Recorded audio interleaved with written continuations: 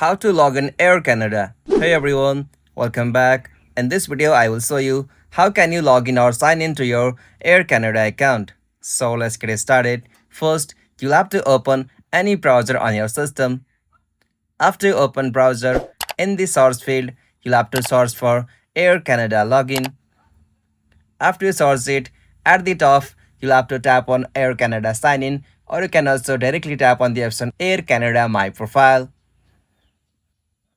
Alright, after you come on this section, after you come on the sign in page of Air Canada, you'll have to provide email or airplane number here. After you provide it on the section password, you'll have to provide your correct password for your Air Canada account. After you provide it, tap on sign in, or you can also go with the option forgot your password if you have been forgotten your password.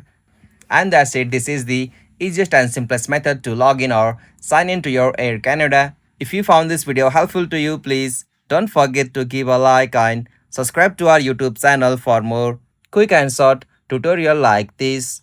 Thank you for watching this. Have a nice day.